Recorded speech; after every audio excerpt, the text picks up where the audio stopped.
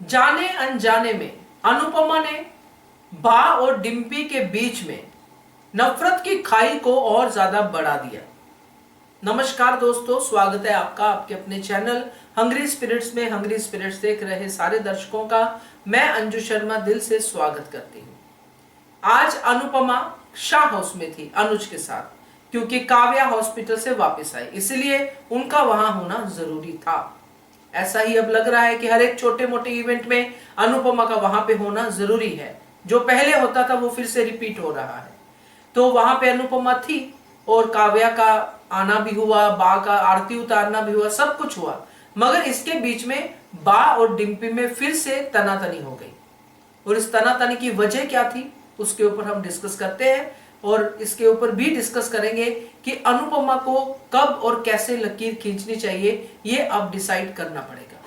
चलिए बात करते हैं। पहले वही निवेदन, जिन्होंने अभी तक चैनल को सब्सक्राइब नहीं किया है कर लीजिए, साथ में दोस्तों बेल आइकॉन दबाइएगा ताकि आपको हमारे वीडियोस के नोटिफिकेशन मिलते रहे। मैंने कल भी अपनी वीडियो में डिस्कस किया था इसी टॉपिक को लेके कि अनुपमा सबसे अपने जैसा व्यवहार एक्सपेक्ट नहीं कर सकती है। हर लाइफ अलग होती है, हर लाइफ का अपना एक तरीका होता है रिएक्ट करने का। हर लाइफ को अपने तरीके से चलना अच्छा लगता है। अगर अनुपमा सोचे कि बा भी मेरी तरह रिएक्ट करे, केंजल भी और बाकी सब भी, तो ये होना मुश्किल है। और अगर ये हो भी जाए तो जिंदगी बहुत बोर हो जाएगी। हर इंसान का दिमाग, दिल फिजिकली एक जैसा होता है, मगर उसके रिएक्शन, उसके एक्शन सब अलग होते हैं, क्योंकि हर एक का थॉट प्रोसेस अलग होता है। अब यहाँ पे पहले तो मुझे यही बात आप सबको भी खटकती है, आपके कमेंट से पता चलता है कि बार बार अनुपमा शाह हाउस में क्यों जाती है। अब ये कोई इतना बड़ा इवेंट नहीं था कि अनुपमा और अनुज को भी वहां पे होना चाहिए था, और यहां पे होके उसका कोई इतना बड़ा एक नॉर्मल एक्सीडेंट हुआ, उसके बाद सब कुछ ठीक हो गया। आप पूरा दिन हॉस्पिटल में रही, आपने पूरा सपोर्ट किया वनराज को। इसके बीच में आपकी पाखी के साथ क्या हुआ, आपकी छोटी के साथ कैसे हुआ, क्या हुआ, घर में इतनी टेंशन है, आपको कुछ नहीं पता, और आप कहती हैं कि मैं केयर करती हूं। तो ये सब चीजें अगर अनुपमा के कैरेक्टर में हैं तो वो दिखनी भी चाहिए। यहां पे अनुज अनुपमा पूरी सेवा में लगे हुए काव्या और वनराज की, और फिर घर पे भी जाते हैं उनका गृह प्रवेश करवाने के लिए।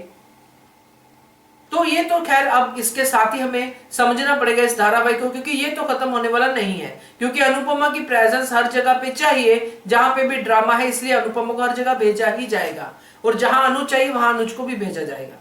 मगर यहाँ पे मेन मुद्दा क्या है कि बा और डिम्पी के बीच में जो फिर से लड़ाई हुई। कुछ चीजें जो होती है जिंदगी में उनको समय लगता है। डिम्पी ने इतना बड़ा कांड किया और अनुपमा इस बात को समझती है कि बा का गुस्सा कहां पे है, कि बा बंटवारे वाली बात को नहीं भूल पा रही है, और भूलने वाली बात है भी नहीं। इस घर में इतनी लड़ाइयां हुई हैं मगर बंटवारा कभी नहीं हुआ, और अब बंटवारा हो गया, सब कुछ हो गया। अनुपमा ये बात समझती भी है। तो इतने अच्छे चल रहे सीन में जब सब कुछ ठीक हो रहा है, डिम्पी अपनी जगह पे खड़ी है, बा अपना कर रही है, सब कुछ ठीक हो रहा है, तो अनुपमा को डिम्पी को इशारा करने की जरूरत क्या थी? काव्या से मिल लो, ये इशारा करने की जरूरत क्या थी? जबकि अनुपमा तो सब कुछ समझती है। और डिम्पी तो अनुपमा का इशारा फटाफट से समझेगी ही समझेगी, वो तो आएगी ही मिलने के लिए काव्या को। तो यहां पे यही पे सवाल उठता है कि जब अनुपमा ये सब कुछ समझती है, अनुपमा ये भी समझती है कि चीजों को ठीक होने में वक्त लगता है, और उस चीज को ठीक होने में वक्त देना भी चाहिए। और काव्या को डिम्पी बाद में भी मिल लेती तो चल जाता, क्योंकि काव्या के मन में कुछ नहीं है। काव्या कहती है कि डिम्पी की गलती नहीं है बा इसमें, तो बाद में भी मिल लेती तो क्या फर्क पड़ जाता। सबके बीच में ये सीन क्रिएट कर दिया अनुपमा ने कि डिम्पी को बुला लिया, समझते हुए कि बा कैसा रिएक्ट करेगी, तो इसका मतलब ही नहीं कुछ निकलता। इससे अनुपमा की तरफ ही नेगेटिव नंबर जाते हैं। अगर अनुपमा ने बा को समझाना ही है कि डिम्पी को माफ कर दो, डिम्पी ऐसी है, घड़ी दिन में 2 बार तो सही टाइम देती ही है, ऐसा करके कहती है, तो बा को अलग से भी तो समझा सकती है।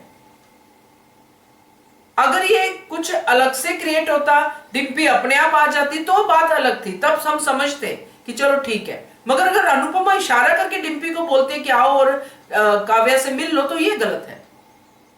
अगर नेचुरली ये चीजें होती, डिम्पी आ जाती तब बा बोलती, तब अनुपमा बोलती, ये सब डायलॉग जो उसने अपने बोले हैं तो समझ में आता।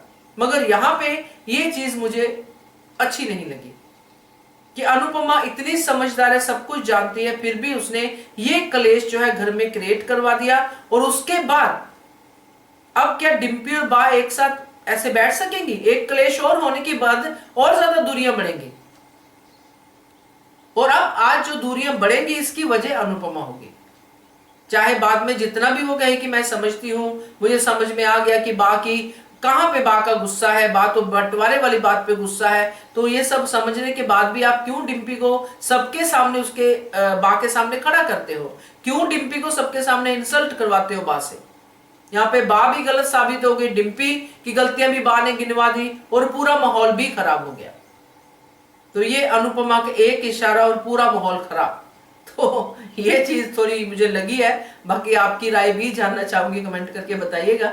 देखते रहिए channel Hungry Spirits. Thank you so much. Subscribe to our channel by clicking the subscribe button.